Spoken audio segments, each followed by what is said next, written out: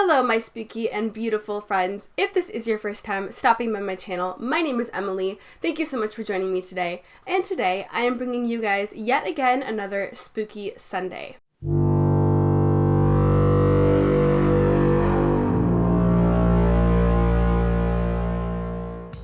Now, this is going to be a bit shorter of a spooky Sunday because if you can't already tell by my nasally and obnoxious voice, I am sick, which is not the greatest thing in the planet at this time because tomorrow I'm actually going to be on a podcast with my friend Georgia Harris and Lacey from Spooky Lips and Fat Hips. Now it is Saturday, July 21st when I am filming today, so of course the podcast will be tomorrow, Sunday, July 22nd at 6 p.m. CST. So if you are in the Pacific time zone like me, I believe that it is going to be going up at 8 p.m. Pacific Standard Time. I'm not 100% sure about that, but I will go ahead and leave it somewhere on the screen or down in the description box. And I will also, of course, link Georgia's podcast, which is called the Half Cousins Podcast. She does a podcast every single week with Lacey from Spooky Lips and Fat Hips, who I'm sure you guys are all well aware of. Everyone loves the two of them, and for good reason. They are amazing, and I cannot freaking wait to be on the podcast. It's going to be so much fun, and we are going to be talking all about one of my favorite subjects in the entire planet. So drum roll, please. Have you guessed your answer yet? It is going to be all about conspiracies, and I cannot freaking wait because if you guys know anything about me and anything about how my noggin works, I basically only think in two different categories: makeup and conspiracy theories and spooky stories. So this is going to be amazing and I cannot wait, but unfortunately, yeah, I'm pretty sick, so it kind of sucks because I'm going to sound like a nasally old man on the podcast, but I'm still very excited. So I would love to have you guys join me and talk all about conspiracies. It's going to be probably about an hour to an hour and a half long of just pure conspiracy goodness. So I cannot wait for that, and of course I will go ahead and link the Half Cousins podcast in the description box down below. This way you guys have a direct link to the video. But rambly little announcement aside, I am going to be telling you guys some of my mom's spooky stories that she has encountered in her life. Now, I was going to do a bit longer of a video for Spooky Saturday, but like I've mentioned a million times, my voice is just going to crap here, and I want to preserve it for the podcast tomorrow, but I still want to bring you guys something that's a little bit interesting and a little bit spooky. So without further ado, let's go ahead and hop right on into my mom's spooky stories. Now, my mom is just like me in the sense where we love conspiracies and we love spooky stuff. My mom and I talk about conspiracies all the time. I'll literally go to her house and she'll have new conspiracy theories to tell me. She listens to Clyde Lewis's conspiracy podcast and she's always coming up with new conspiracies to tell her daughter about. But she told me two scary stories last week. One of them I had known about for a while and the other one she had never even told me about. And she's only actually had two ghost experiences in her life, but both of them were very impactful and very scary. Now, the first ghost story that my mom had was when she was a very little child. Now, my mom grew up in the 60s. Sorry, Mom, I just totally gave away your age.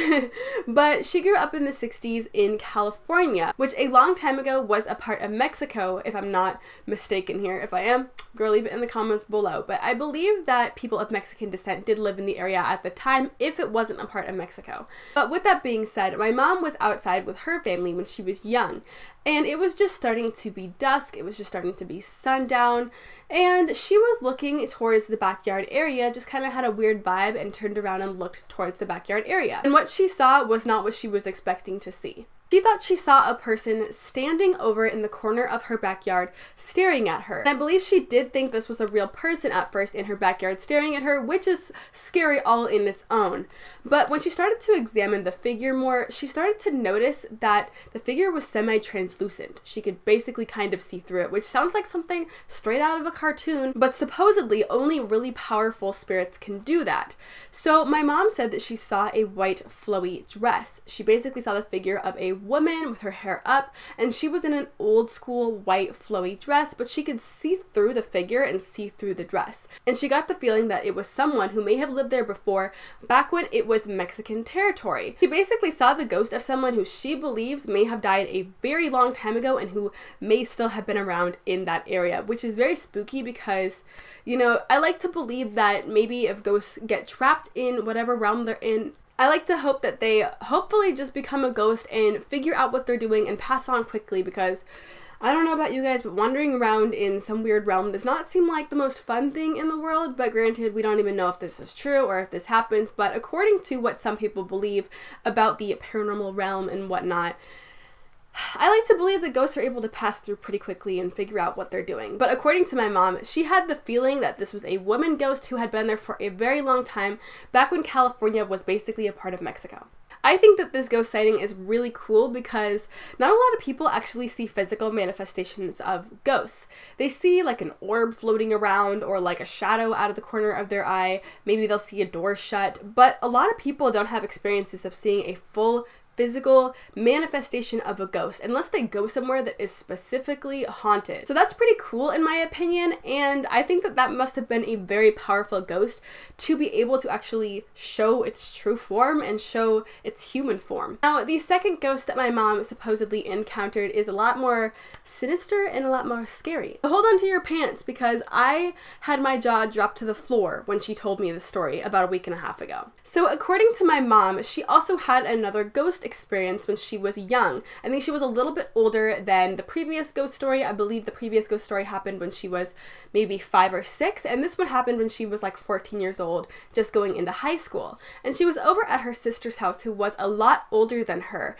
And they were just hanging out, watching some TV. Supposedly they were watching a scary TV show that was on around the time that my mom was in high school, and they had all of the lights off, watching some scary story, just basically having a little sleepover. You remember sleepovers back in the day when your parents would go force you to hang out with the neighborhood kids? That was not my forte. I was always the wimp that wanted to go home during those sleepovers. But my mom and her sister always made sure to lock the outside door whenever they came over. My mom's sister had 3 little babies at the time, and they wanted to make sure that the house was as safe as possible, because even though this was like the 70s or the late 60s or whatever it may have been, there was still crime happening and people did know about it. So they always made sure to lock that door.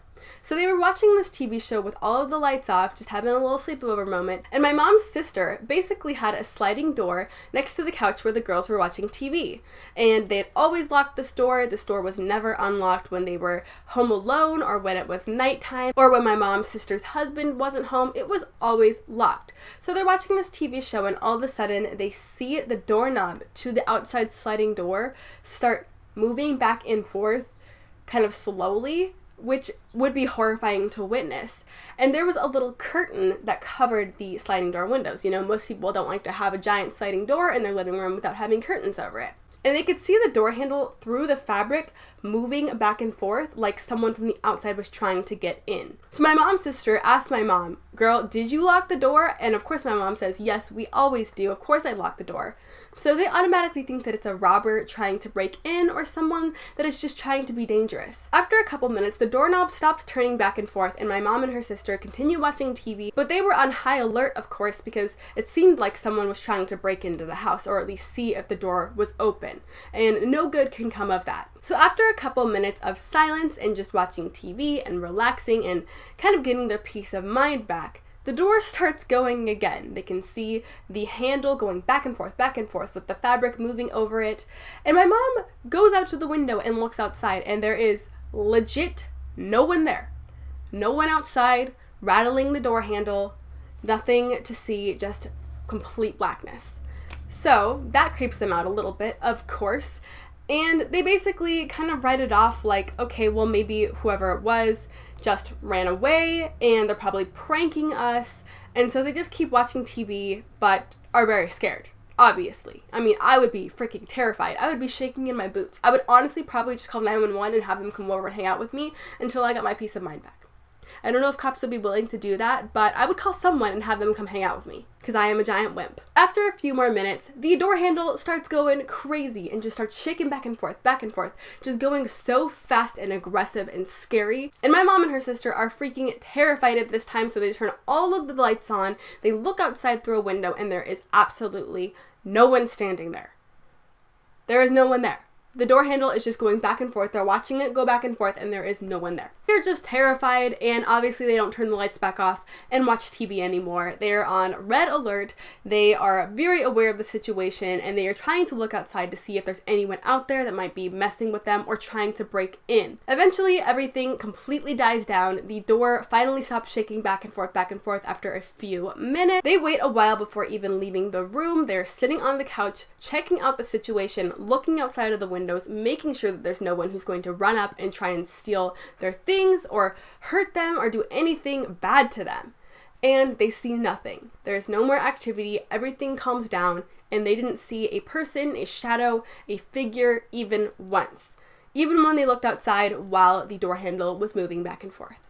So, I don't know about you guys, but that sounds like it may have been a ghost, maybe a playful ghost who was just trying to play with them, or maybe a more sinister ghost. Who really knows? It's really freaking scary, and I'm scared talking about it right now because I'm home alone. So, I'm hoping that doesn't happen to me now that I'm talking about it. But my mom had never told me this story. She had told me the first story about the apparition a long time ago, but this one she had never told me about. But I can't even imagine that happening. I mean, really think about it. Think about just sitting in a room by yourself and all of a sudden the door handle just starts going crazy. You look outside and there's no one there. That's a situation that I don't want to be a part of. But my mom went through those 2 ghost stories, and those are the only ghost stories she supposedly had. So I don't know if that area was just haunted, or maybe it was a family member that was haunted, but she never really experienced anything super spooky like that again. So I hope that you enjoyed my mom's 2 ghost stories that she has. She doesn't have a whole lot of them, but the ones that she does have are very creepy. But I do really hope that you enjoyed hearing a ghost story that was a little bit more personal to me.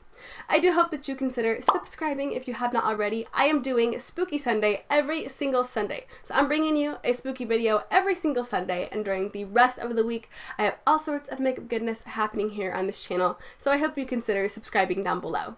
I do also hope that you consider giving this video a big ol' thumbs up and hitting that notification bell down below if you did enjoy the video. Please do let me know if you plan on joining us on the podcast tomorrow at 8 p.m. CST. I'm a little bit nervous. I'd be lying if I said that I wasn't, but I'm so excited to talk about conspiracies and spooky things with everyone, so I hope to see you there. I hope you are having an absolutely fabulous, amazing, and slightly spooky day wherever you are, and thank you so much for joining me today and taking the time out of your day to watch my video. I really do appreciate it.